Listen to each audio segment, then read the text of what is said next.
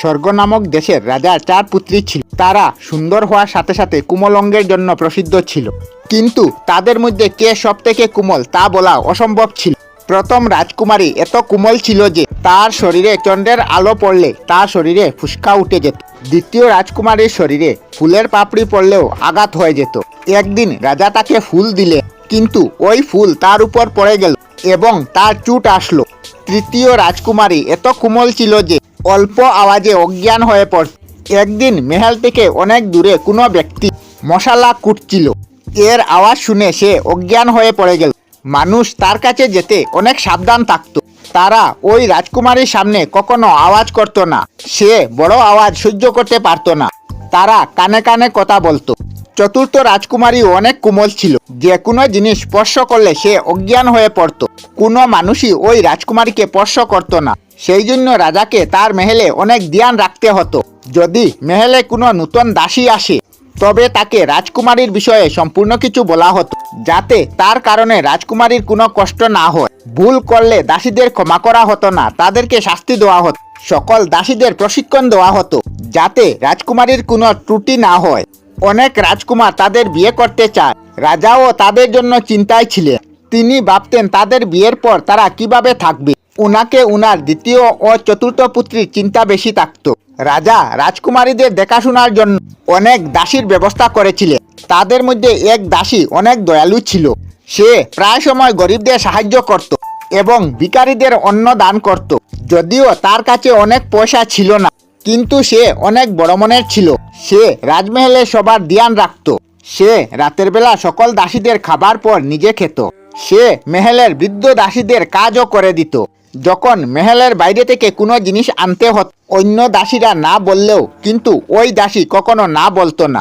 তার বাজার থেকে জিনিস আনতে কোনো অসুবিধা হতো না। 4 রাজকুমারী ওই দাসীর ব্যবহারে অনেক খুশি ছিল। তারা অনেক সময় তাকে উপহার দিত। একদিন এক রাজকুমারী খুশি হয়ে তাকে এক গহনা দিল।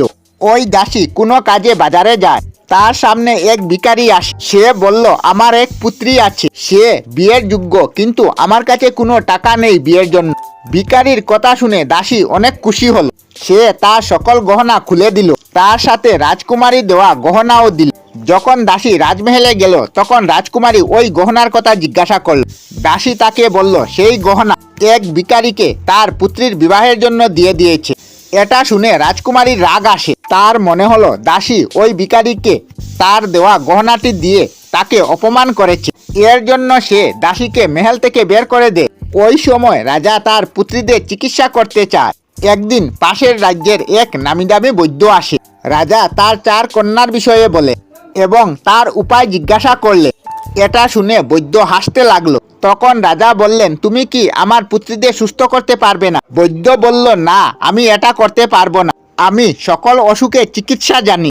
আমি সকল আয়ুর্বেদ জ্ঞান অর্জন করেছি, কিন্তু এখন পর্যন্ত এমন কোনো ঔষধ নেই যার দ্বারা তাদের চিকিৎসা করা যাবে। এটা বলে বৈদ্য চলে গেল। তখন রাজা চতুর্দিকে খবর দিলেন যে কোনো বৈদ্য রাজকুমারীদের সুস্থ করলে তাদেরকে পুরস্কার দেওয়া হবে, কিন্তু কোনো বৈদ্য এলো না। এই গল্প বলে বেতাল বলল, বলো রাজা, ওই রাজকুমারীদের মধ্যে কে সবথেকে কোমল এবং বৈদ্য রাজকুমারীকে চিকিৎসা করতে কেন না বলল? রাজা বললেন, বেতাল, তুমি এটা শুনে অবাক হবে যে এই 4 রাজকুমারীদের মধ্যে কোনো রাজকুমারী কোমল ছিল না। এটা শুনে বেতাল আশ্চর্য হল। রাজা বললেন, তাদের দাসী সবথেকে কোমল। করুণাবান মানুষের আদর সব সময় হয়। শারীরিক কোমলতার কোনো অর্থ নেই। দাসীর মনে অনেক স্নেহ ছিল। বৈদ্য রাজকুমারীকে চিকিৎসা করতে এই জন্য না বলেছে, কারণ কোনো মানুষ চাইলেও অন্যের স্বভাব বদলাতে পারে না। প্রতিবারের মতো বেতাল আবার উড়ার চেষ্টা কর, কিন্তু বিক্রমাদিত্য উড়তে দিলেন না।